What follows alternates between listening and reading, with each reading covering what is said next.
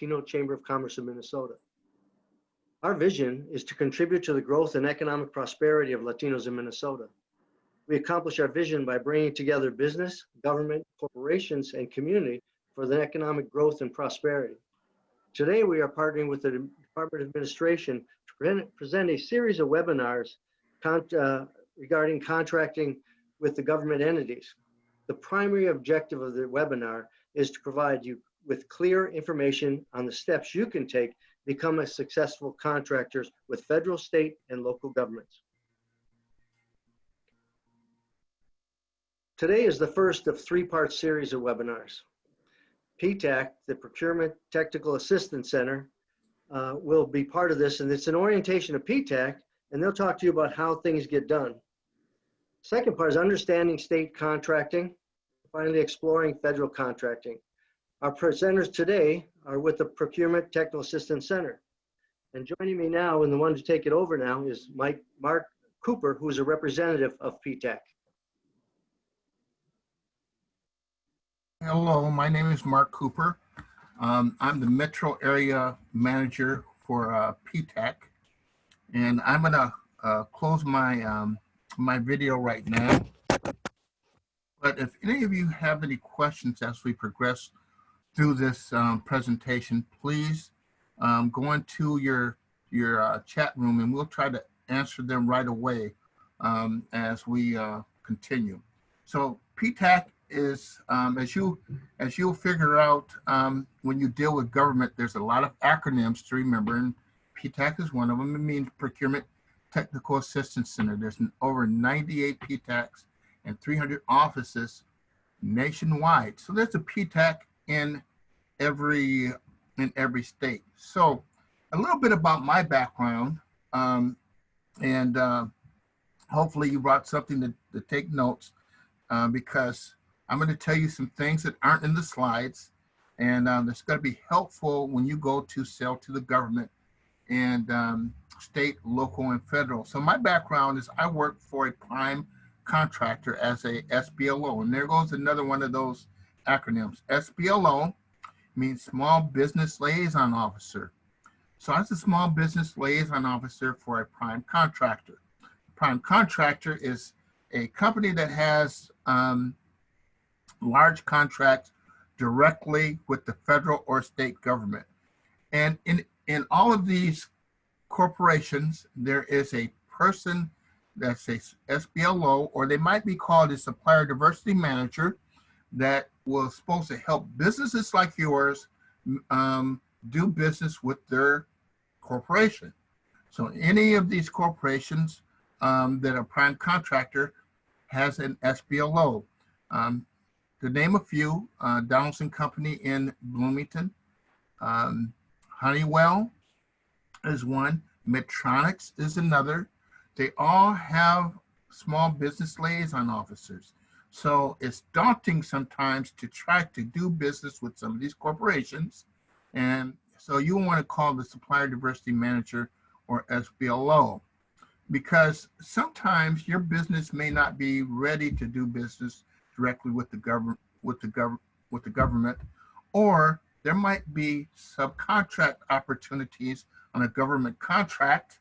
And the good thing about government contracts is they always have clauses in them for participation for small, minority, women-owned business, and veteran-owned businesses. So that's why remembering this this phrase, SBLO, or Small Business Liaison Officer, is very important. So now back to PTAC. PTAC, we bridge the gap between the buyer and the suppliers, and we try to give you knowledge to do business with state, federal, and local government. And then again, we're a national program. We're funded by the federal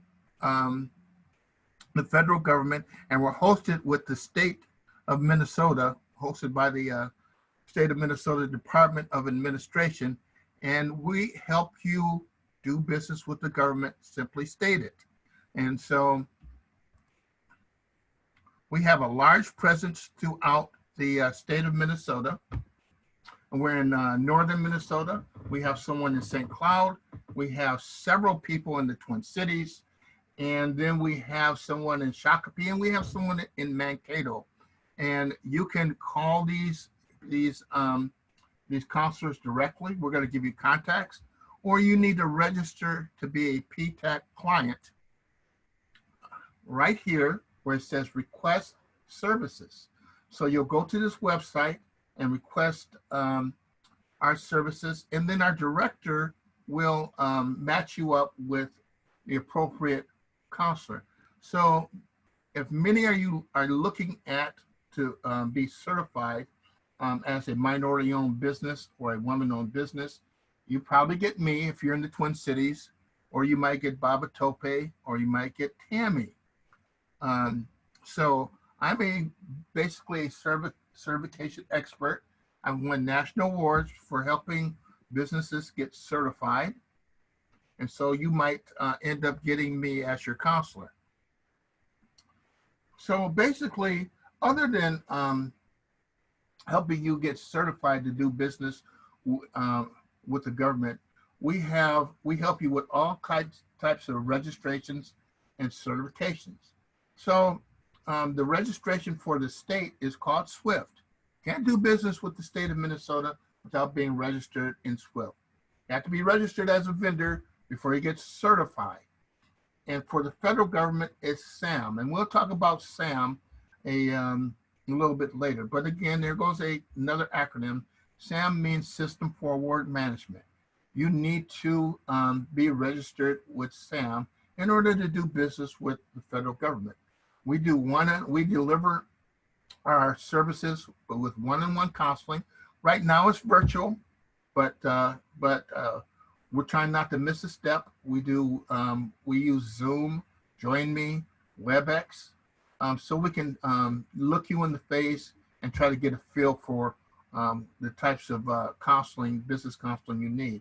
We have over 60 training and workshops a year. Again, some of those are virtual right now. We don't know when we're going to go back to having live workshops. We do a market opportunity assessment. So we help you determine if your product or service is being bought by the government and what government agency might buy it. So I've been doing this for close to 16 years, and I've only had one client come to me where the government didn't buy their service. I remember it well. The woman bought or sold custom wedding dresses. Well, you can imagine why the government wouldn't buy custom wedding dresses. So I was the only person. So the government has bought everything that any client has come to me with, from barbecue. I have a real successful woman that sells sports bras to the government, barbecue sauce,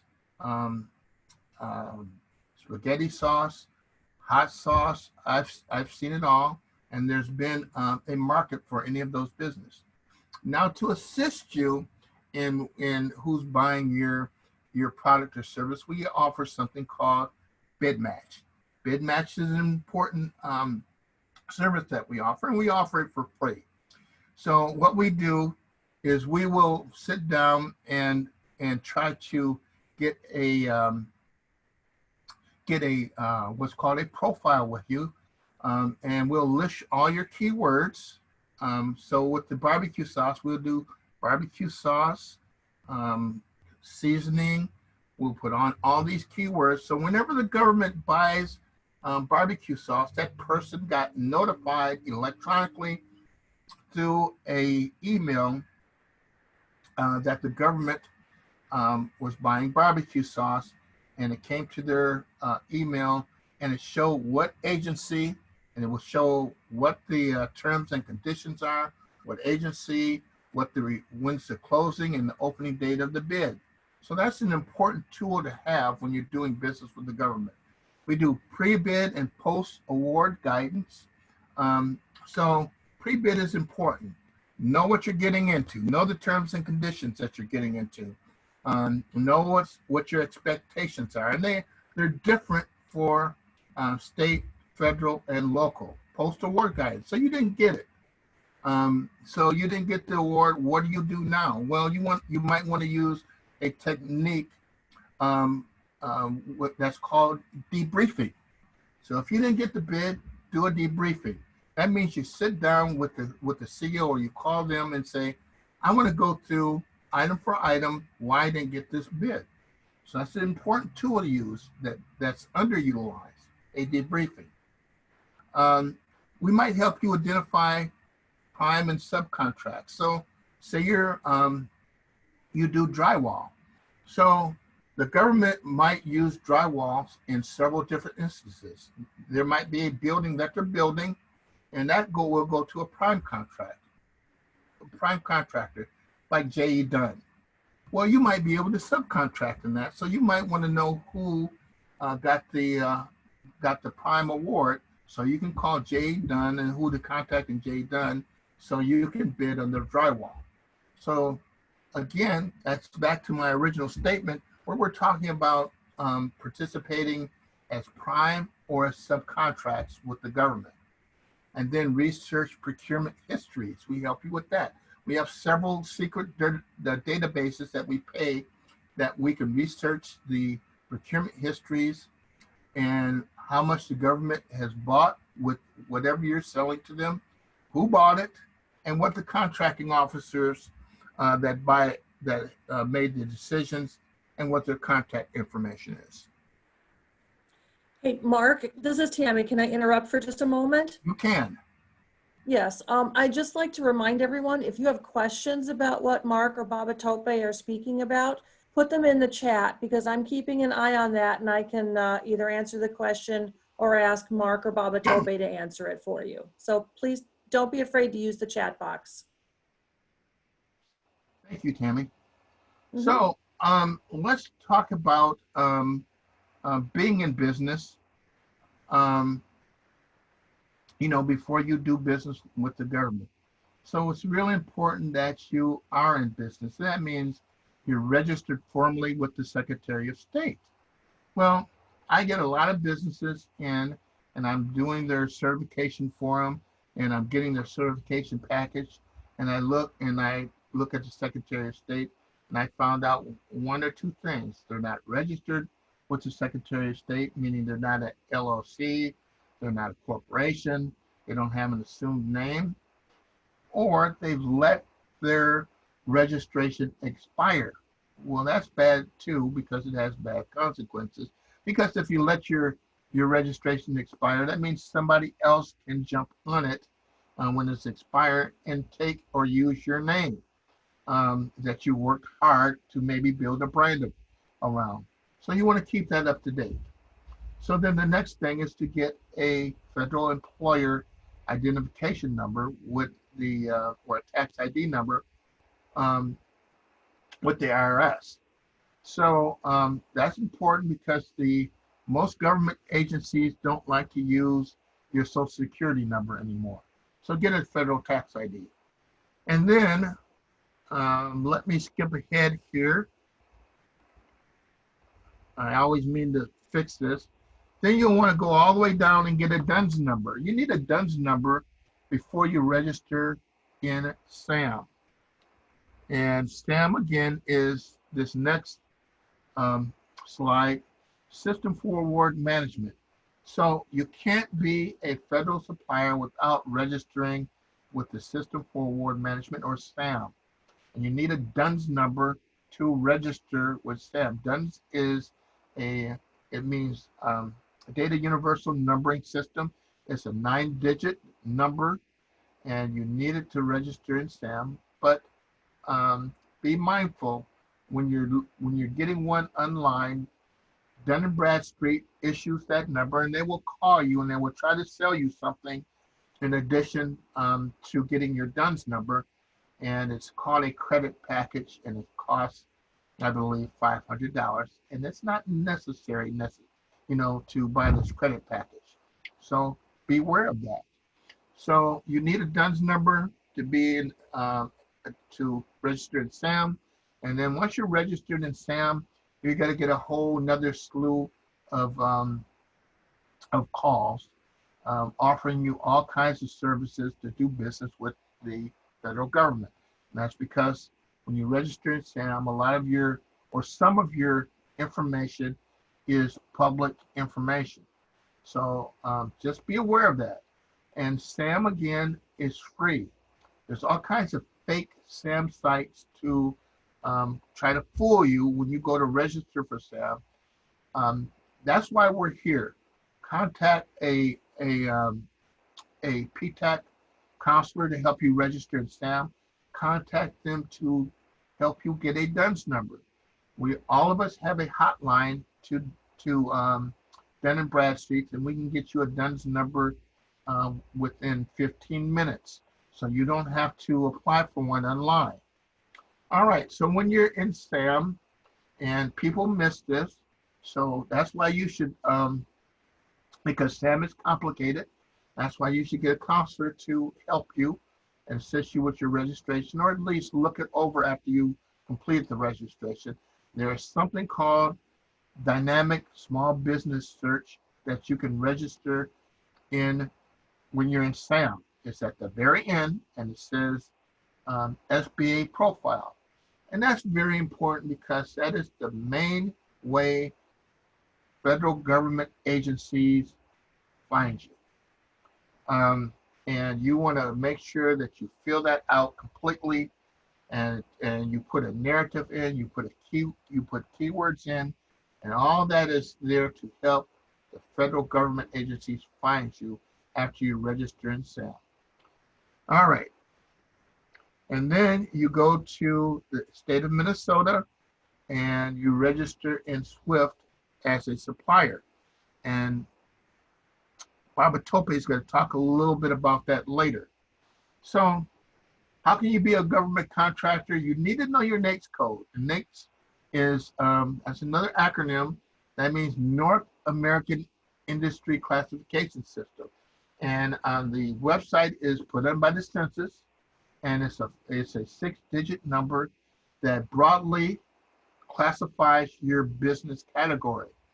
And what you do, they have a search bar, you type it in, and say you're in construction, you type in construction, and then there's a whole list of construction disciplines that come up, and you pick the one that fits your business the closest.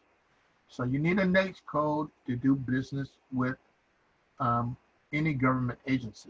You need to know what it is. Now, when you do business with the state government, they use something called a UNSPSC code, United Nations Standard Products and Services Code. If you need help finding that, because this is a little hard to find, you know, call, again, your PTAC counselor, and we'll help you with that, okay? Now, so doing business with the state, federal, and local governments is confusing. So they have different rule books for each state. They have one big rule book for the federal government called Federal Acquisition Regulations. They have various competition thresholds and bidding processes. And they have different titles for bids. You know, some bids are requests for quotes, some are requests for proposals, or some are called bids. They all mean different things for different products and services. So we will give classes and training on this, but if there's any confusion, please contact us and let us help you before. There's nothing worse than putting in a bid and underbidding and then getting the bid and you go, oh wow, I didn't know I had to do all this. So know what you're getting into. All right, I'm going to turn this over to Baba Tope for a minute, and he's going to explain the state procurement system to you, and then I'll explain the federal registration to you, okay? Thank you, Mac. Yep. My name is Babatope Adedayo, and just a little bit about myself. I am a vendor specialist. That's my title, vendor specialist. And I'm in the Office of Equity in Procurement. So I've been in that role now. I'll be 5 years in October. So OEP is just a little bit about OEP. OEP is, we are a team of 5. So we have 5 of us there. And so we have things that we do generally that everybody does, and we have our different niches as well. So again, I said we are a team of 5, and so but I work on the construction side of things. So other than the certification that we all do certification. We all go out for do trainings like these and go out into the communities and meet with community members to let them know about our program and kind of hear some of the some of the barriers and whatever it is that they have in the community. So we all do that. But outside of that, we have our different niches, and I'm on the construction side of things. So I work with construction, setting goals on construction projects and making sure that, and monitoring those goals to make sure that prime contractors are in compliance with the goals that have been set and on those projects. So that's just a little bit about me and what I do at OEP. Alrighty, so this is our website, the website of the Office of State Procurement. So you can see the place, and you have a lot of information. There's a lot to actually learn from this. So I'm going to turn off my video just so you know, so that way I can be focused. So this is the website. It's a very wonderful. I mean, it looks busy, but if you take your time to actually sort through the website, there's a lot of information there. Where it is circled, you can see that green. I think it's to my right. So it's probably I don't know how you're viewing it, but the circled under the information for vendors. So where it's circled. There is an online vendor registration. That's where you actually go to register for your vendor. If you to get registered for SWIFT, which Mark talks about, which is essentially like the system for award management. So basically, you cannot do business with the state without being registered in SWIFT. So you can go there, and once you click on that, it takes you there. There are other things on the website. You can click on the acquisition tabs that basically walks you through the names of our buyers, and those buyers are listed according to their buying lines. So which means that if you're into supplies, goods, and services, you can actually go on there. Once you click on that acquisition tab, it tells you see the names and you see the names of the buyers. I mean, the people who are actually buying the product that you offer or the services that you offer.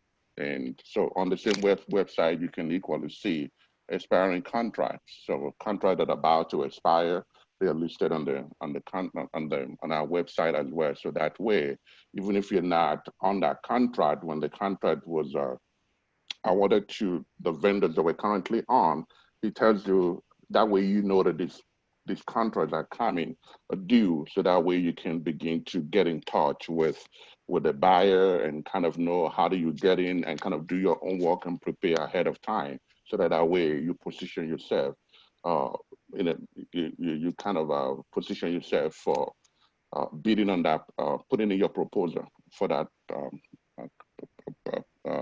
contract when it comes up open. You can see understand there's just a lot of information on there, so you can see the list how to get certified is also on our website. You can see information about OEP, which is the office, which is my own division within OSP. So the Office of Equity and Procurement, you can see that, and you can find information about cooperative purchasing ventures, which is a cooperative that it's for purchasing. I think it has over 3,000 membership, and basically what it does is that they have over 800 contracts that have been established contracts that agencies that all the members can basically buy off of those contracts So if you get on those contracts, I mean, it allows you to, and there are all kinds of agencies, school district, universities, and private businesses, and all of that are part of the venture of the cooperative purchase and venture. So there's just a lot of information on our website. So I would advise that you go on the website and just kind of play around. And if you have any questions, feel free to give us a ring. All right, Mark, can you? Yeah. So this is our supplier portal. This is again I'm going to be mainly talking about the state side of things because Mark already spoke to the federal, so he's well versed in the federal procurement processes. I'm learning about that too, but I'm going to be speaking mainly about state. So he had spoken about SAM again. So for the state is SWIFT. We call it SWIFT, which is statewide integrated financial tools. So it's our supplier portal. So basically, you cannot do business with the state without being registered in SWIFT. So this is it right here. And there are basically two ways in which you can be registered. And you can register as a bidder or as a supplier, but we recommend that you register as a supplier. So that way you have all the bases covered. The only reason why we have this is relatively new, being registering as a bidder. The only reason we have it there is just for the purposes of maybe there's an opportunity, or there's a contracting opportunity, or there's a solicitation that you want to respond to, and you're not yet registered as a supplier, but you want to be able to just go in.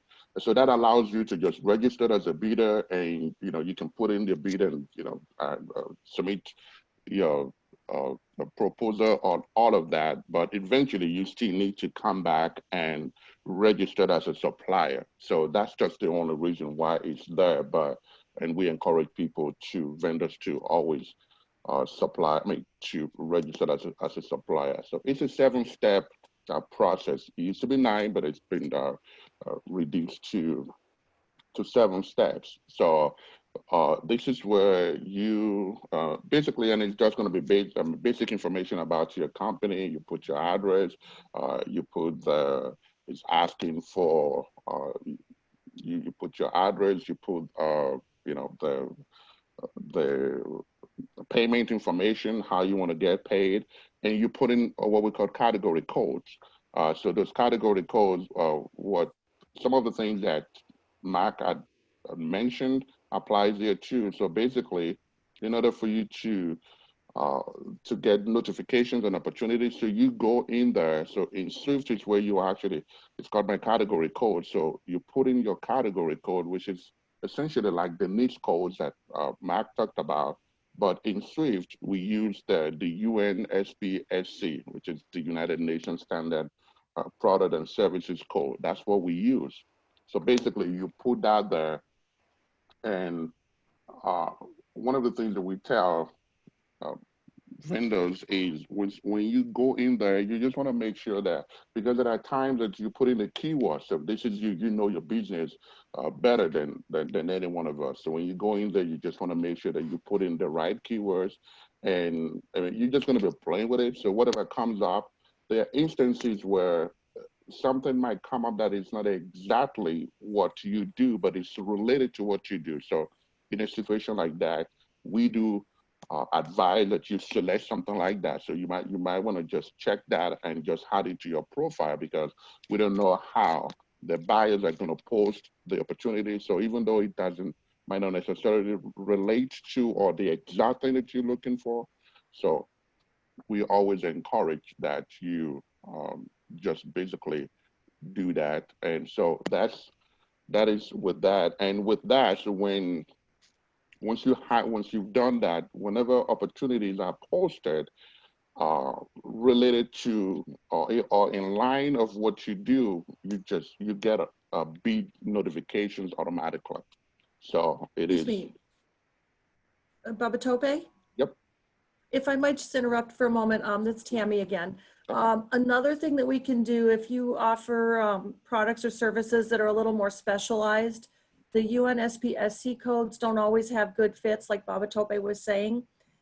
We also have connections throughout most of the state agencies, and we can reach out to those connections to try and help narrow down the codes if we need to. So, you know, we'll work with you to make sure you have a good range of codes selected. Thank you, Tammy. You're welcome. Yeah. All right, Matt, could you? Okay, I'm going to talk a little bit about the federal registration. This is the site for SAM, and again, you can't get a federal award without being registered in SAM. So this is what it looks like, and that's important because there are a lot of fake SAM sites. So if you go to a fake SAM site, and the way you can identify them is if they end with, instead of .gov, do they end with .net, or do they end with .com or .org? If they do, they're fake SAM sites. And that's important because if you go to one of these sites, they're going to ask you to pay for it, and it's upwards from $400 to $500 to $600. So you don't want to get involved with that because they don't give any refunds, unfortunately. This is SAM, and here's what you need when you go to register for SAM. You'll need your DUNS number, of course, and we talked about that. If you want a DUNS number, you can call your PTAC counselor, and they have a hotline to Dun & Bradstreet's, and they will get you a DUNS number, within 15-20 minutes. You also need your checking account and routing number when you're registering for SAM. Okay, and that's because the federal government pays with electronic funds transfers. So you'll need that. You will also need your NAICS code, and we talked a little bit about your NAICS code. And make sure that you have more than one NAICS code. You have as many as fits your business. Now, you don't want to get too far afield with your NAICS codes. I've seen people that had 50 of them. 50 of them was way too much. 20 of them is too much. 3, 4, 5 should cover it. And then you have to choose a primary.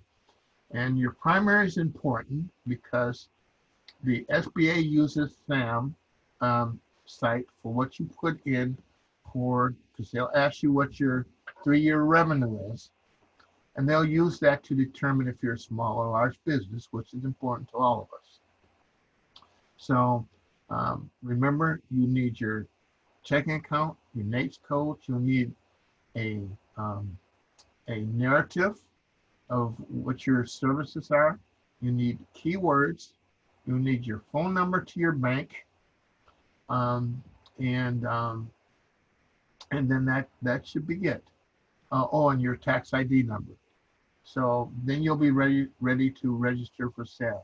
Now there's something in SAM called representations and certifications, and it's very technical, and it's hard to understand. So I've met people that said they spent 3 months trying to get this registration done, and it will take me approximately an hour if you have all your information that you need. I have a SAM prep sheet that I will send you. Just get that information together. We make an appointment, and we get on a screen sharing device, and we'll get you all registered for the federal government. Then remember, I said on the back end of SAM is something called the Dynamic Small Business Search, or your SBA profile. This is a powerful database because this is what the federal government, again, uses to locate you. Say they're looking for somebody that's a construction company in the Twin Cities, and they use it to decide what to set aside. And set aside, the federal government uses what's called set asides. A set aside is when they restrict competition for a particular socioeconomic category. And those categories are small business, hub zone, women-owned business, veteran-owned business, and 8A. So before they set aside or restrict competition, and when they restrict competition, like if they restrict it to small business and they set it aside for small business, that means only small businesses can bid on a certain solicitation. So they may restrict it to veterans, and that means only veterans can bid on certain solicitations. So it's important that you have that back end filled out, because that gives them information to know if there's enough vendors out there that can supply what they're looking for in order for them to set it aside or, again, restrict competition. The dynamic small business search can be used by businesses like you too. Why would you use it? Well, you want to research your competition. You want to see what your competition has in this database. So maybe they'll give you a clue on what next codes to use or what to say for their narrative. Or sometimes it's just really good to know who your competition is in this area and what they supply. So this is a very powerful database, and you'll want to make sure that when you are doing the SAM registration that you fill this out at the end of the SAM registration. Tammy, is there any questions from our audience yet? Not so far. Okay. So Oh, wait. Okay. No, I'm just reading this. Thanks for such an amazing workshop. Question, what about proposal to any agency, we'll say the Department of Education, to fix a problem within a determined niche plus parents loans? I'm not quite sure I'm understanding that. Okay, so I think I can answer that. So Okay. if you see a problem with an agency, and maybe they don't see it, maybe they're not aware of it, but you have a product or service that you want to provide to them, there's something called an unsolicited proposal. And there's ways to do that, and I have templates for that. So if you don't see that coming out in a solicitation from that agency, you can always go, hey, I have something that this agency might be able to use. I have something that I want to offer them, but I don't see them coming out with a bid or a solicitation for my services. I have something that might fix a problem that they have. Well, there's something called an unsolicited proposal, and there's a way and a technique to go about that. And again, I have a template for it. You just don't want to kind of willy-nilly put this together, because if you willy-nilly put it together without following the proper steps, and say you have a proprietary service or product, well, if you don't do this right, the government can take your service or product, turn around and go, hey, we do need this. I'm going to go ahead and put this in a solicitation, and then all of a sudden you've given away your secrets and your some of your trade secrets for your company, and you don't want to do that. So you want to go about this right. And I hope that answers your question. If not, enter it in, and I'll try to answer it again. So I'm going to turn this back over to Baba Tope. He's going to talk about the various certifications that you can get involved in, state, federal, and local, and then some of the things that you'll need to be certified. Go ahead, Baba Tope. Yes, sir. Again, certification. So there are tons of certification in the around in the state of Minnesota. So it all depends, and because one of the questions that we get is from vendors is which of these can we should we actually apply to? Well, and usually we put it back in their card and say, well, it all depends on who you want to market your business to. So once you've been able to figure that out, then you are able to know the certification that you do need. The only thing we do encourage is that we want you to get certified, because a lot of the public certifications are free. And so we just put it out there and say, well, why don't you get certified? You're a taxpayer. I mean, the certifications are free. So just do all those, because you just never can tell where those opportunities are going to come from. And if you're going to do business with any of those agencies, they would love to use businesses that are certified in their programs. So that being said, let's go to CERT. So the first one on the chart is a CERT program. So this certification is for small women and minorities, and it is it's a collaboration. I mean, administered by the City of St. Paul, City of Minneapolis, Ramsey County, and Hennepin County. So it's if you want to know more information about that or get certified, I mean, that's the contact information is there, and you can find out more about that. But it's a certification that is for kind of the cities and counties. The MNUCP, Minnesota Unified Certification Program, the acronym is MNUCP. This is a federal program. It's called the DBE program, Disadvantaged Business Enterprise. It's for minorities and women. And again, it's a federal program, and basically it's for vendors that are socially and economically disadvantaged. And again, this is another program that is administered by 4 agencies: the Metropolitan Council, Metropolitan Airports Commissions, MnDOT, which stands for Minnesota Department of Transportation, and the City of Minneapolis again. So if you would like to get certified in that program, or you want to know more about the program, I mean, that's you have their number there and their contact email address as well.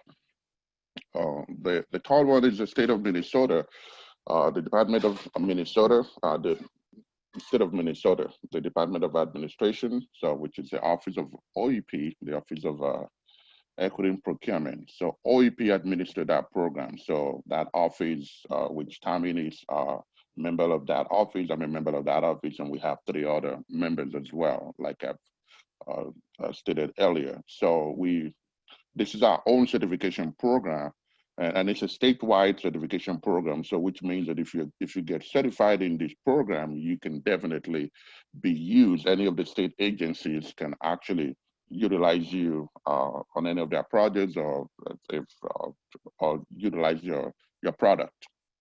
So we're going to go in details a couple of slides away from here. Later on, we'll talk more about some of the categories, but just right now, basically, we do targeted groups. So there are 3 certifications in the program. In our program, the program itself is called the Minnesota Small Business Procurement Program.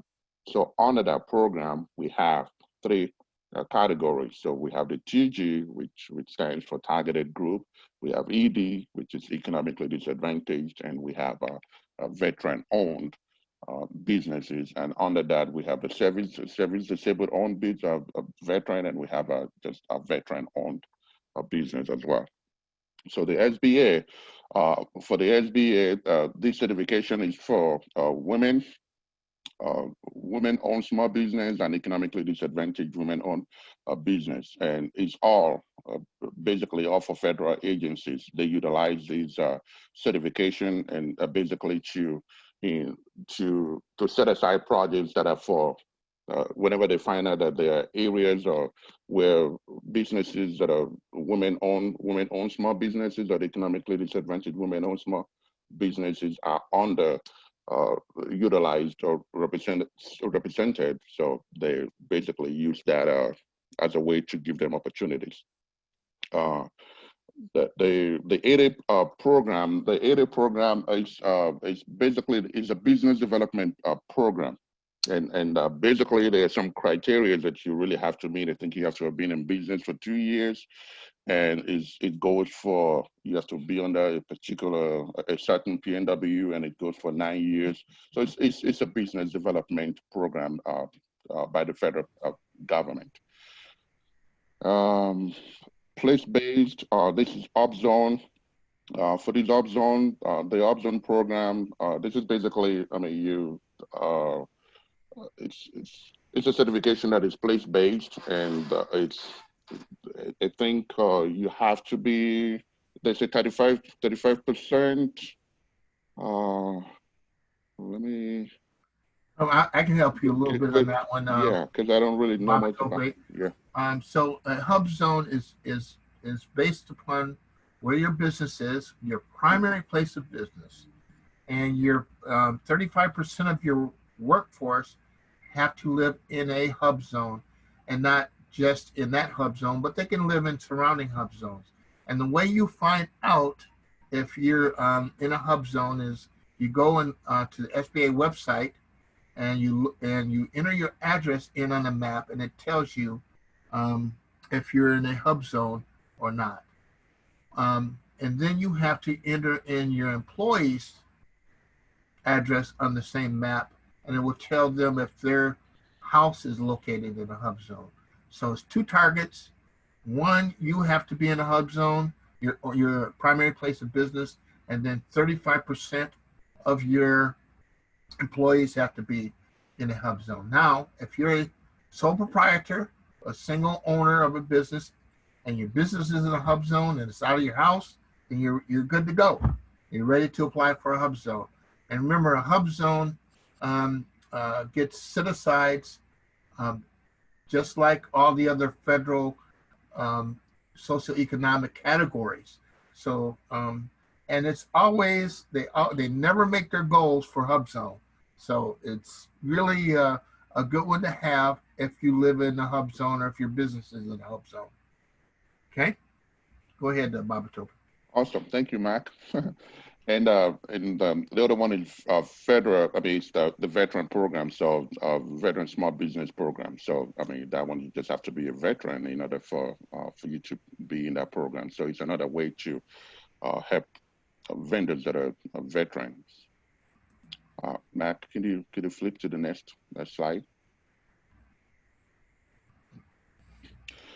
Yeah, and yeah, so we have another one.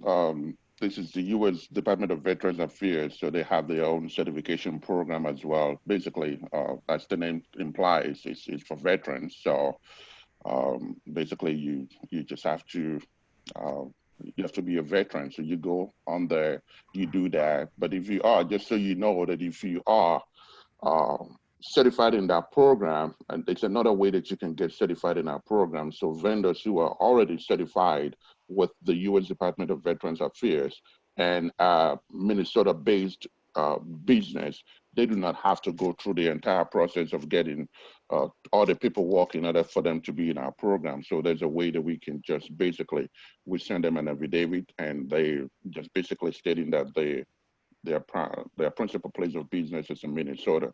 So they've already gone through the paperwork with the U.S. Department of Veterans Affairs, so we can just have them certified in our program, which is the Minnesota Small Business Procurement Program.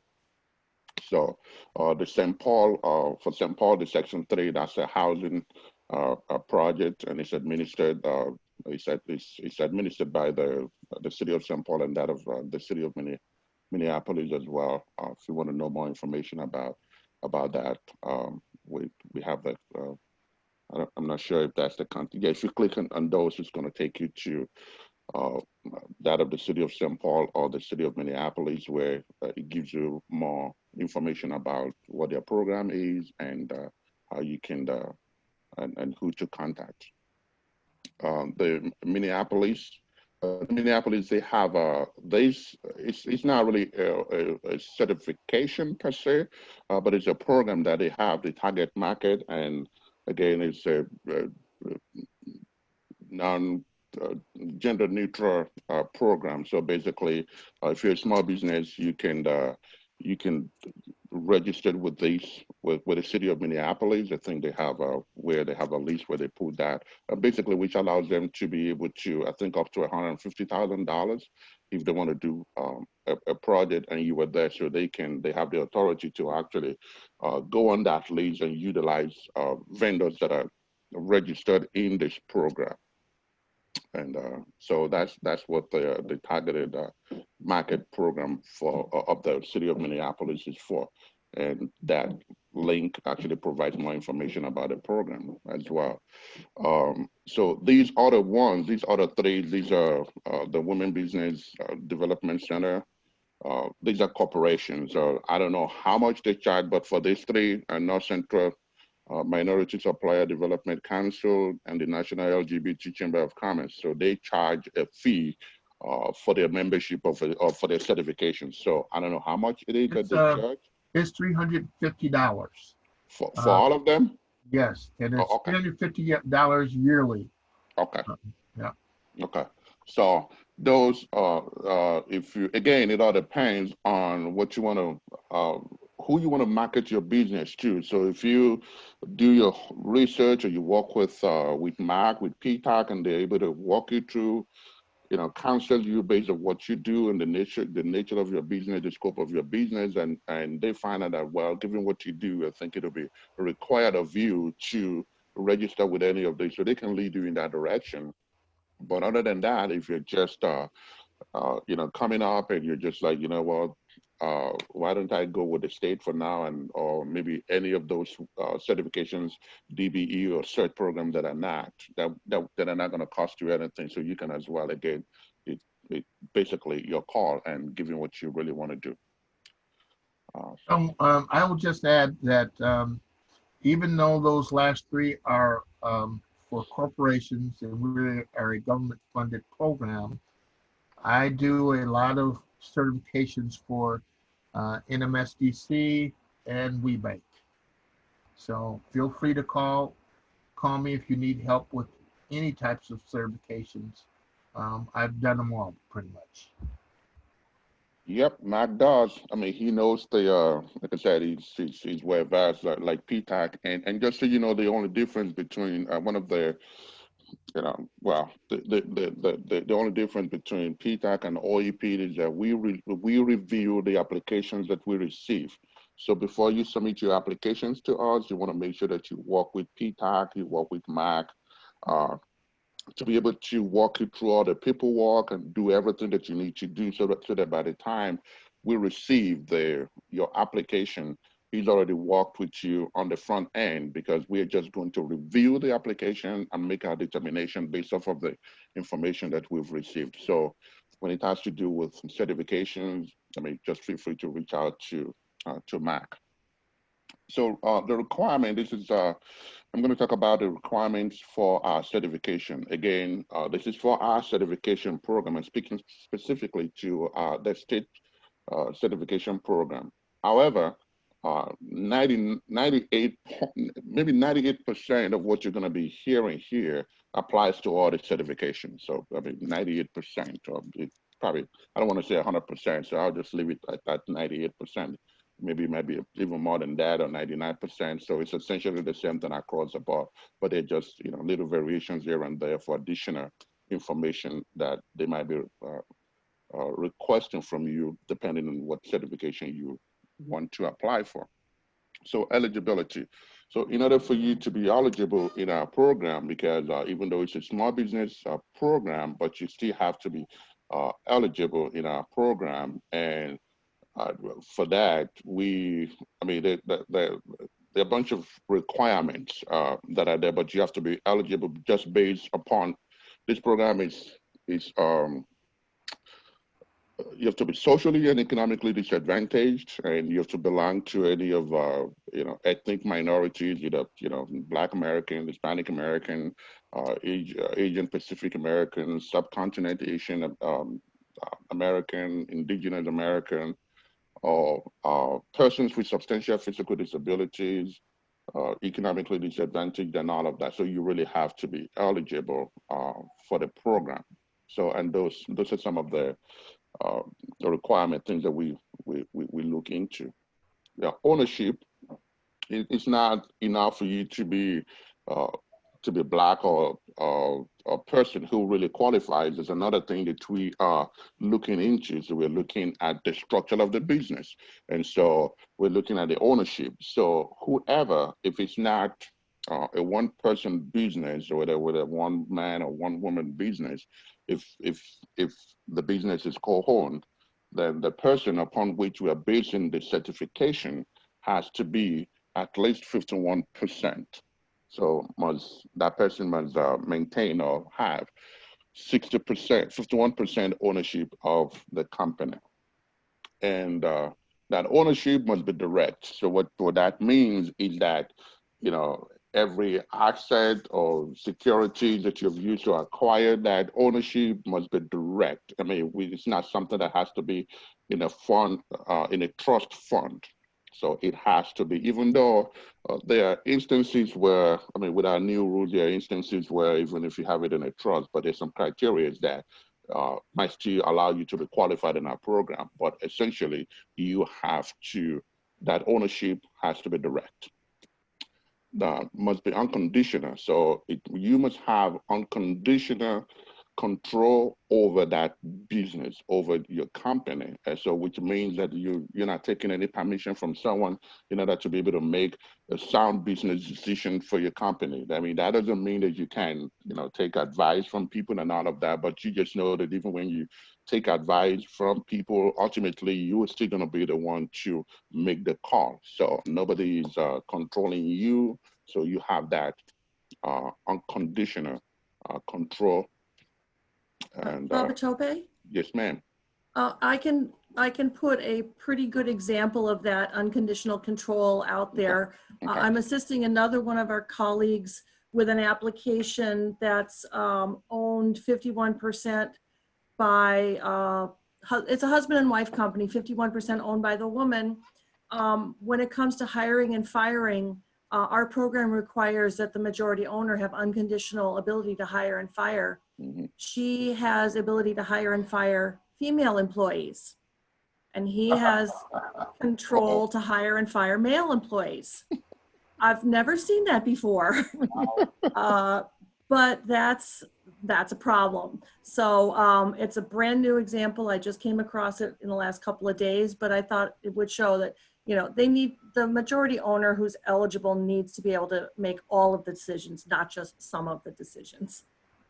Absolutely, Tammy. That's a wonderful example. I didn't That's know a that. new one. I didn't know that we can genderize our company, but yeah. So it has to be unconditional. And I actually had a company that I just denied. I actually just sent a denial letter. How essentially the same thing, husband and wife, but the husband. So I conducted an interview with her, and on-site interview with her, virtual one, because of COVID-19. And I was asking, so one of the questions was, so who makes the call? And basically she said, well, my husband does the hiring and firing, and a bunch of other stuff. So, which is not allowed in our program. We just want to make sure that you have that unconditional control. Control of day-to-day, basically you control everything, but both the management and the strategic operations of the business. Day-to-day, you are in charge of that.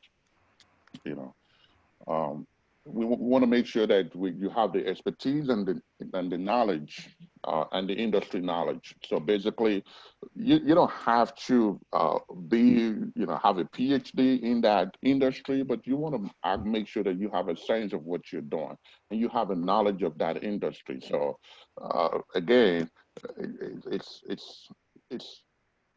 not enough for you to just say I have money and I've just won a lottery and I'm just going to set up an IT company just because I have the money. I've won $20 million and I'm just setting it up, and you apply to our program for certification. Yes, you have the money, you have everything, but we're going to be asking for do you have expertise? And if we find out that you don't have that expertise, basically you are not going to be in our program because you don't have the expertise. You have no knowledge about the industry that you want to be, that you're seeking certification in. Managerial expertise, you have to be able to manage your company. Again, we just talked about that ability to hire and fire personnel, highest title. This is another area where we usually have issues when it comes, especially when it comes to husband and wife, where even though the wife owns a company, legitimately owns a company, and the husband is working in that company, there's a lot of these ego thing that comes in where the husband is like, well, you cannot be the CEO, even though, you know, I'm the head of the house, I'm the husband. And so the woman becomes the president, even though everything that they do, the woman is actually, she knows what she's doing, all of these criteria that we've mentioned, that she's qualified. But when it comes to that title, and so, well, you know, and the wife is like, yeah, you know, she's my husband and I don't want to be over him. So that's a lot. That just a red flag. So again, that's the reason why we want you to work with PTAC on the front end so that they are able with Mac Cooper is able to help you figure that out on the front end before you submit your application. Because regardless of what it is, when we see that, that's a red flag for us. It's just basically telling us that you're not in charge and you're not in control. So it could lead to your application being denied. Highest compensation. We want to make sure that you own the company, you make the highest, compensation, because it should be based on the way it is. The percentage of ownership should commensurate with compensation as well as with risk. So we want to make sure that that's the way it is. I mean, there are instances where there's an exception to these instances, especially in the construction industry, where you have to work with unions, when you have to pay because of the union payment or the pay rates for electricians and all of the skilled workers and all of that. So there's an instance, there could be a situation whereby you could have been the CEO of the company, but you're not making the highest. So there's an exception to that. So we understand that. But for the most part, outside of the situation that I've described, we want to make sure that you just making, and even if it's your husband and wife, we want to make sure that you are still doing that, because there was an application that I got. The husband was making $100,000 in a year and the wife was making $10,000. And supposedly she was the owner of the company. So that's not going to fly. All right, Mac. Yeah, so these are the types of certification. I spoke about this briefly earlier. So these are the 3 types of certifications that we have in our program. Again, the program itself is it's called the Minnesota Small Business Procurement Program. So, but a lot of people don't know that program, so they just basically know our program through these acronyms TGEDVO, which is essentially the same program, but these are categories under that umbrella of Minnesota Small Business Procurement Program. So again, targeted group. So targeted group basically means we call it TG for short. So under the targeted group are non-racial, non-minority women, ethnic minorities. Again, so if you're a white woman, you are a TG. So if you're African American, you are a TG, either man or woman, Hispanic American, Asian Pacific American, subcontinent Asian American, Indigenous American, and persons with a substantial physical disability. So you are going to fall under that category of TG. So that's what that one is. So for economically disadvantaged, basically these are counties that have high unemployment or low median income. And the U.S. Department of Labor makes that designation. I think they make it every October 1st of every year. Is that correct, Tommy?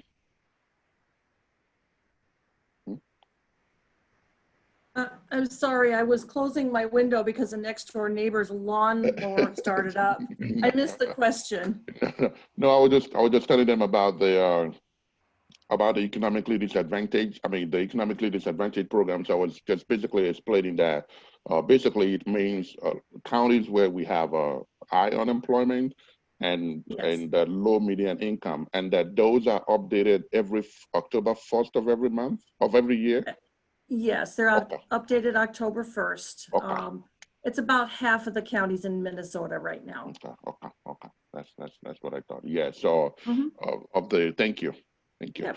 So of the 87 counties that we have, I think 47 of those are designated as economically disadvantaged counties. And for the low income, so just you might be wondering, what is low income count? How is that counted? So these are counties in which the median income for married couples is less than 70% of the state median income for married couples. So that's how they come up with their low median income. So the other okay, so the other one is just basically veteran owned, so which we've already talked about. So here is the benefit. We want to talk about the benefits of the program itself. So the number one benefit is you have up to 6%. So by the time you haven't been certified in the program, everything has been good and you were certified. So now you have up to 6% preference when you submit a bid or proposals. So what that means, I can only give you an example of how this the application of the 6% works in the construction arena. Again, like I said earlier, I work on the construction side of things on the team, so I can speak to that. So let's say you put in your bid, and with construction, bid is always we go with the lowest bid. So let's say you put in your bid, it's $100. Your base price is $100, and a non-certified, but you are a TG or ED or VO, you're certified in any of those three categories. So you put in your base, it's $100. And the other, a non-certified TG puts in their bid, and it's $100. So the way it works is that the 6% is going to be added to the base price of the non-certified vendor. So which means again, bid is going to be the lowest. It's going to be the lowest bid. That's what they're going to go with. So it's going to put their bid at 106. While you remain at 100. So that way you win that bid. You're gonna win that bid. So that's how it works. I don't know how they apply it in for professional technical services, but I can only speak to the construction. I know that's how it works in the construction area. So certified TG, EDVO vendors can be used. So all of these agencies, so MINDOT, the Metropolitan Council, the Metropolitan Airport Commissions, they can utilize you. So if you're certified in our program, so all these other agencies can actually utilize you. They can come in our directory and utilize you, provided that that particular project is not federally funded. If it has if it's federally funded, then they have to use DBE certified vendors. And that's the reason why I said at the beginning that if you're looking for which of these programs can I get certified in, we always encourage them, why don't you get certified in all of the public certifications, that way, because they are free anyway, you don't pay for them, so that this way, whatever opportunities come from, you can always position yourself, that way you can be utilized. So that's another benefit that you have for being certified in the state program.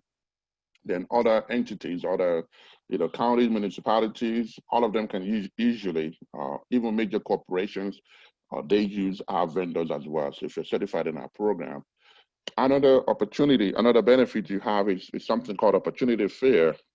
We should have had our Opportunity Fair, I think it was last week was when we were supposed to have had it, but because of COVID, we didn't have it. So we're trusting that we should be able to have it next year. And basically what this is because with our program, we're not only reaching out to communities to certified vendors. So we're also making sure that, because the purpose of certification is not for you to just have a letter that you've been certified in our program. The purpose for which you saw the certification and you were certified was for you to get opportunities and get contracts and opportunity with the state. So what we do, and Tammy actually, and thank God she's here, she's on this call. So Tammy is the person that organizes she's the one who does it. She's in charge of it. And basically what she does is she reaches out to all of the other agencies and within the state. So these are the buyers, the people that are actually buying the product, the services, the goods that you provide. So we're gonna bring, so she organizes it in a way that everybody comes in a room. So she brings them in a room and she works with them ahead of time to just make sure that they come up with a list of opportunities that they have coming down the pike, and we bring everybody in a room. And so you are invited to actually come into that room to meet with buyers face to face and be able to use that opportunity to market yourself, to tell buyers about what you do. And we've had a lot of wonderful, comments and success stories coming out as a result of Opportunity Fair. Can I interject? Yes. Okay. It's a really good opportunity to make that face-to-face connection, because otherwise it's very difficult to find the right door to open to get to those people. So one of the things that you also receive from coming to that Opportunity Fair is a list of agency contacts afterwards. Every agency fills out an information sheet and provides specific contact information within their procurement and contracting divisions, so that you can reach out directly to those groups to follow up afterwards. And that's another thing that I have last year's information. A lot of those people are the same from year to year. So if you would like that, once we get you the PowerPoint presentations, feel free to send me an email and I'll be happy to send you last year's Opportunity Fair information. Awesome. Thank you, Tammy. Mm-hmm. Yep. So, and the certification is free. So you do not have to, we don't charge a fee like the other corporations ones charge the $350. No, we do not charge, so it's free. So there's something called Equity Select. So Equity Select is it's a procurement method that I think we probably started these about over 2 years ago, going to 3 years now, I think. So that we started this. So basically buyers can utilize vendors without going through any bidding or procurement processes, to just buy directly from vendors. However, you have to be certified. You must have been certified in our program, in the state program, before this can happen. And again, these are products that are not on state contracts. So because state has a lot of contracts that have they have master contracts. So these are services, goods, and products that are not on any contracts. So you can, if I'm a buyer, I can just call on you. If you're certified in our program, I go in the directory, and some vendors that are not, some buyers that are not able to, or that are not really well versed when it comes to looking at vendors, they reach out to us, they reach out to Tammy or myself and just say, can you provide me with names of vendors? And we can just go in our directory and send them the names of vendors. So that way they can just do business with you. So certified, so this one is for certified vendors. So what we do is there are multiple awards. Again, I just talked about the master contract that the state has. So basically, so if you're certified in our program, again, we want to get you in and be able to advocate for you to get contract with the state. So one of the ways we are doing that too is that whenever there are multiple awards that they have a contract has been established and there are multiple awards.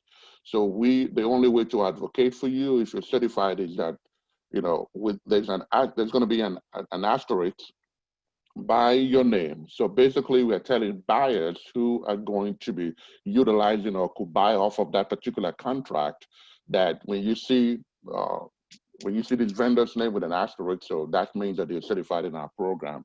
And we encourage, the state encourages buyers to utilize certified businesses. So another one is goal. Another advantage is if you're in the construction, for construction contracts or professional technical, and we're working in the direction of goods and services as well. So we set goals, so there are goals that are set on those. So you could be a small business owner, you know that just because of the way things are right now, you are not, big enough to be able to take on as a prime, but you want to be able to, do business as a subcontractor, basically. So that's what I do. So I review construction projects and I set goals. And once those goals have been set, that prime contractor has to utilize, it could be 10%, it could be 15%, 18%, and the total project itself could be maybe $20 million. So it means 18% of $20 million has to be spent with TGEDVO vendors, and they have to go in a directory. So either couldn't see, they have to go in a directory to figure out, to invite certified vendors. So that's another way. There's another initiative called Sheltered Market. So this is for construction projects only right now, but we are working on expanding that to goods and services as well. So basically, it is a way to advocate for businesses that are certified businesses that are in our program.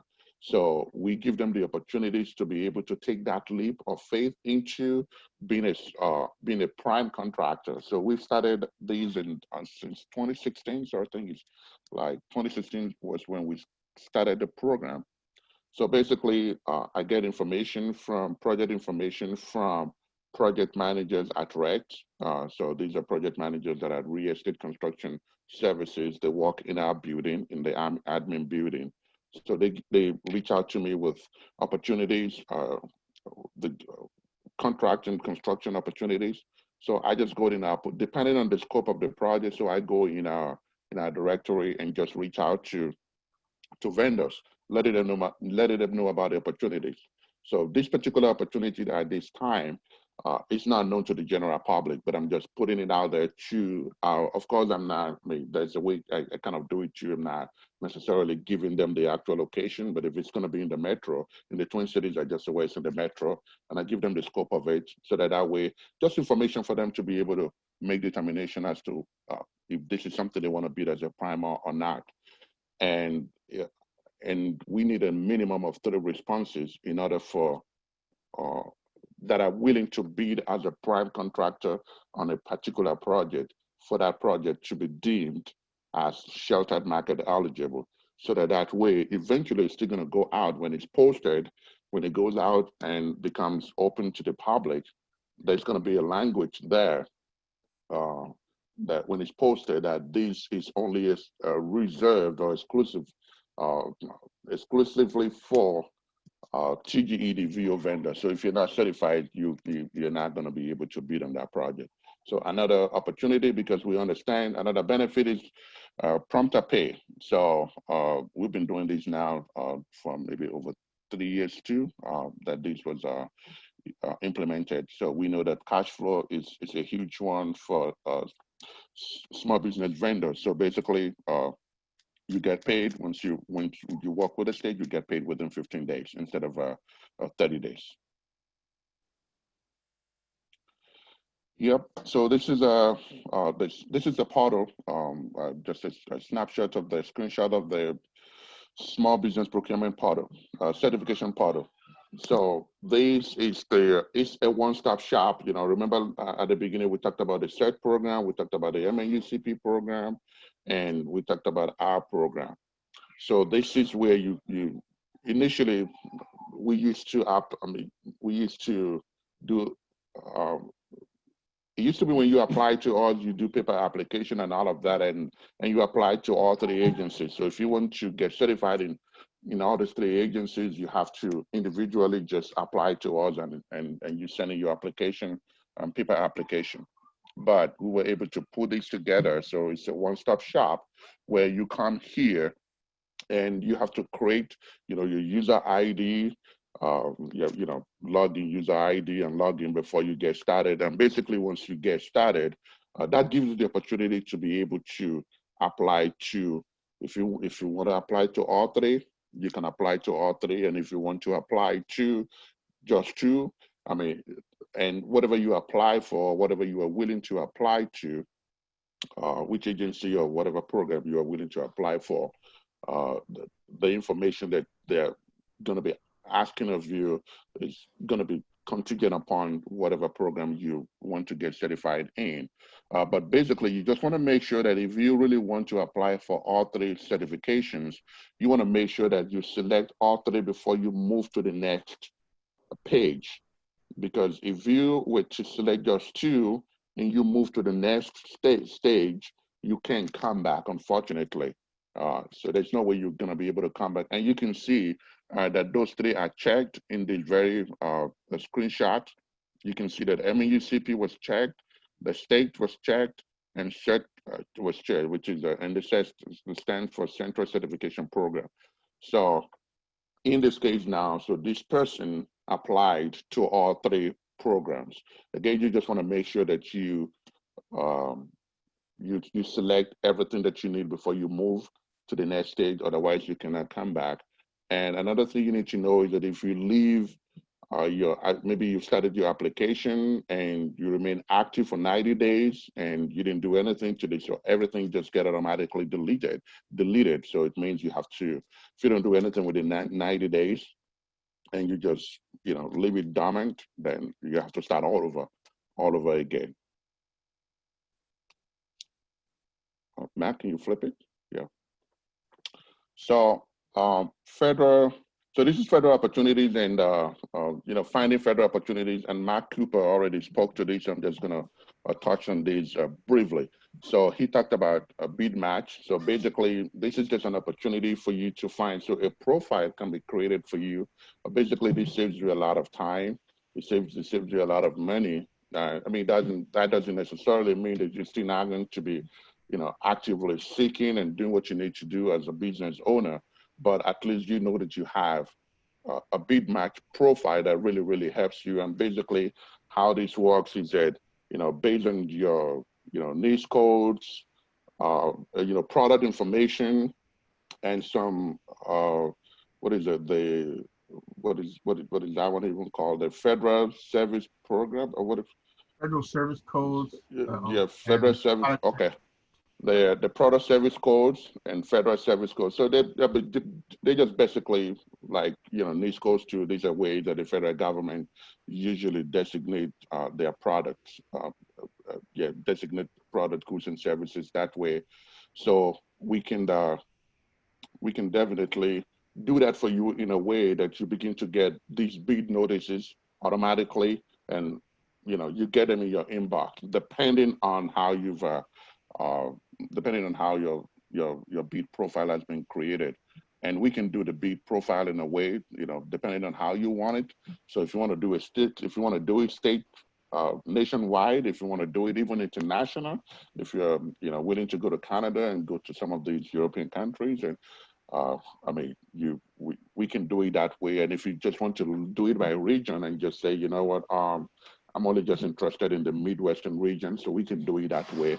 And so basically, we just tailor it. We create your profile. So if any opportunity comes up in Iowa, you get it. If it comes up in South Dakota, North Dakota, all of that. So you can get that, and it's web based as well. So that's a good thing about it. All right, Mac.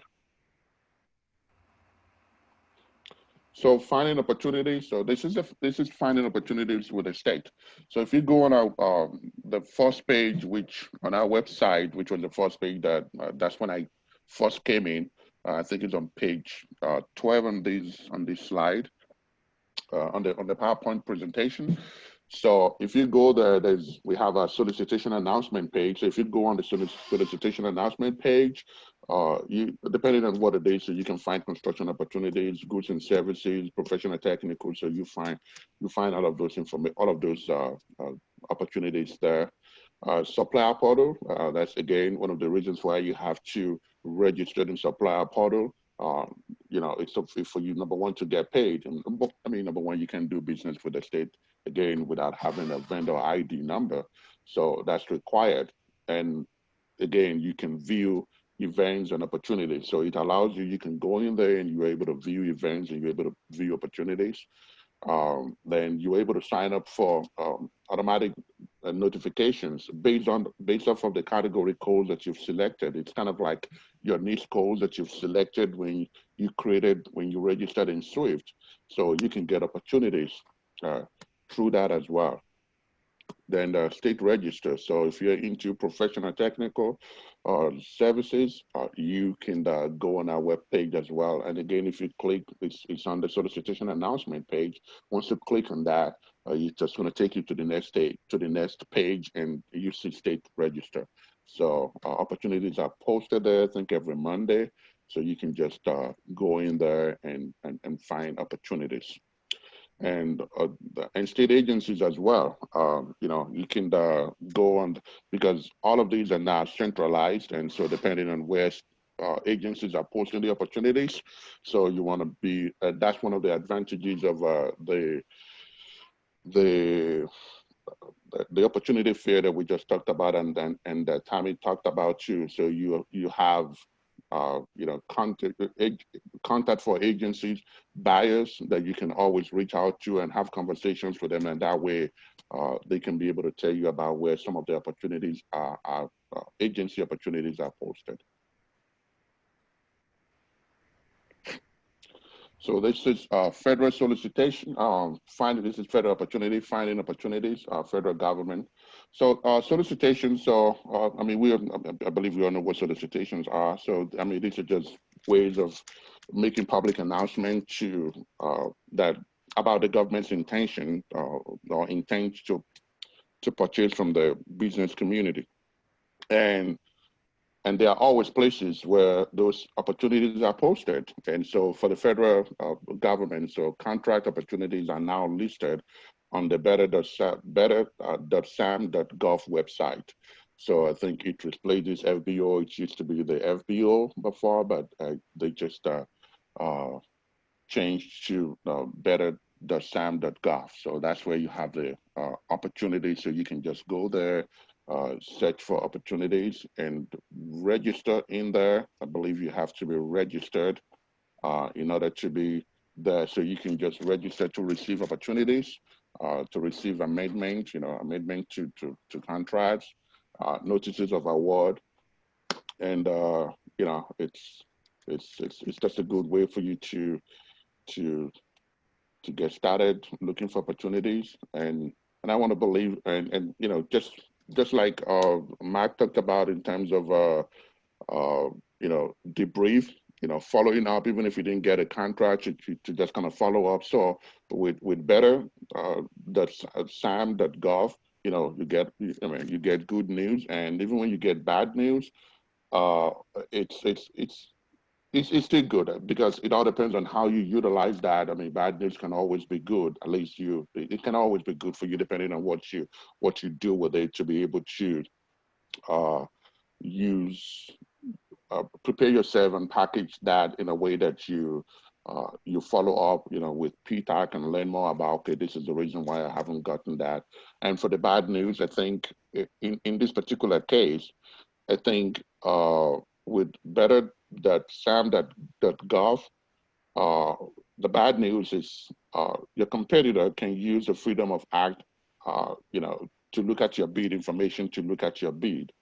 And but the good news is that you can also do the same thing, kind of like Mark was talking about a little earlier, about how you can basically, if you want to research find out about your competition, just do research your competition. So you can do that as well. And so this is one of the ways that even though they can do that for you, and at the same time you can equally do that for them as well. Just wanted to, through that request of information, find out about their bid. And this is the page right here where you can just put in the keyword. This is the better.sam.gov. This is it. So you can just put in keywords and click on, and that way you can find more opportunities here as well. Especially, it's kind of a way to get started and think opportunities is this opportunity below or up to $25,000, Mark? Yes. Okay. Whenever it's $25,000 or above, if the solicitation is expected to exceed $25,000, they have to post it publicly in the site, and then they also will post award winners, and that's important because especially in the construction industry, you might have a construction service like the one I mentioned before. Maybe you're a drywaller, maybe you do electrical, maybe you do HVAC. So whoever wins the award to build a building, you'll want to contact them to see if you can subcontract on that. Or you'll want to contact the contracting officer once the award is issued to do a debriefing. Why didn't I get this? Why, what did you like about the successful bidders solicitation? What did you like about mine? And one thing with proposals, they score them. So make sure you ask for debriefing, even if you're the winner. Because what you want to do is do things that are repeatable. Some people don't know why they got chosen. They just take the contract and start to perform. But you want to know why you got chosen, because you want to keep repeating on the strong points that were in your solicitation. So make sure you use all the tools available to you, and there's many when you're doing state and federal government contracting. Okay. All right. So these are other business resources. Deed, I don't know if any of you knew that Deed had a COVID grant or loan program, and they have other grant opportunities and loans that are available on that site. And then the small business development centers at PTAC or OEP, we can't do things like business plans, for instance. The small business development centers can do that. And then SBA, of course, they have the PPP loans that you've read so much about. They have a disaster loan program. They have other loan programs, as well as any other assistance that will help you grow your business. Anything you want to add to this slide, Babatope?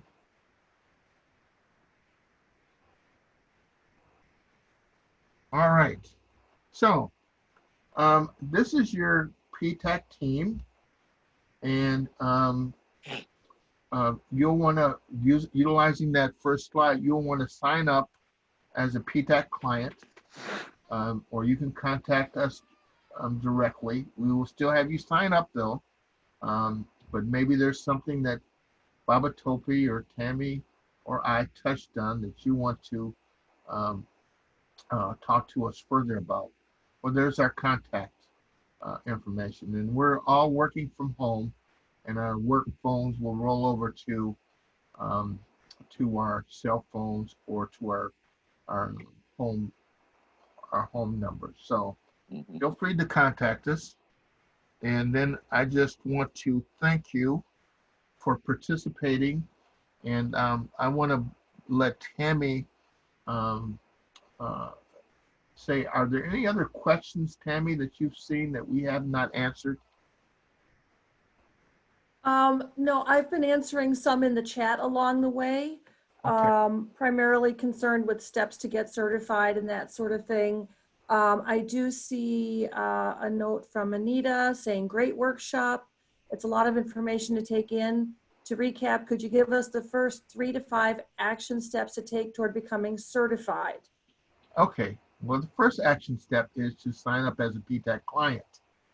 And then if you have not started your business officially, I will help you do that. I will help you sign up with the Secretary of State. I will help you get a federal tax ID number. I will help you, most likely, as long as your company's not too big, I will draft your governance documents. Your governance documents are this. They're bylaws, and stock certificates if you're a corporation, or their operating agreements if you're a LLC. Because Tammy, who's going, and Baba Tope, who examines your application, will not let you get certified without some of these documents. And then you'll need bank accounts and some other things. But your first step is to contact us and say, I'm interested in getting certified. How can you help me? And then they will assign you according to your location. They will assign you to a counselor to assist you in getting you certified. And so that would be your first step. And if you don't have any of that other stuff ready and you're confused, because it's very confusing, and sometimes people come to me, they don't know whether to be a LLC or a partnership. They don't know whether to be a corporation or a C Corp. They don't know how to get their governance documents aligned with their business. And they don't know some of the rules that you have to follow, and some of the structure you need to be certifiable. All those are important for you to know. And if you're unsure about that, you want to come to a PTAC representative first, because once you hand your application into Tammy or Baba Tope, they're kind of like the teachers that's going to grade your test. I'm here to get you prepared for the test, and they're the teachers. They're going to grade you, and they're going to give you a pass or fail, or they might let you take the class over. Sometimes they do that, so really try to avail yourself of all the PTAC program services, and so you can avoid being denied or having to do stuff over. Okay. Anything you want to add, Tammy, to what I said, or Baba Tope? No, Mark, I think you guys have done a great job. All right. Well, thank you very much. And I think maybe John wanted to come in and wrap up. Go ahead, John. Well, first of all, I'd like to thank you and Baba Tope and Tammy. I think this provided some great information. It moved well. Learned a lot. I think I took too many notes, but I think this is a great first step in our relationship with the Department of Administration. And I want to remind everybody there that this was the first of a three-part series, if you will. And so the next one is Understanding State Contracting, and that'll be on June 25th. So just around the corner. We're spacing them about every other week here, every 2 weeks. And the next one is Exploring Federal Contracting. And so those are the three workshops or webinars we have right now. We are looking to add this in Spanish. And so we're looking to see how that could work out. We are taping this one, as a matter of fact, and this would be on our website as soon as we can get that all structured. So I think, again, I think it's a successful first step in our relationship, and I think you guys have done a great job of outlining the materials. And I hopefully we can get some more contracts for Latino businesses.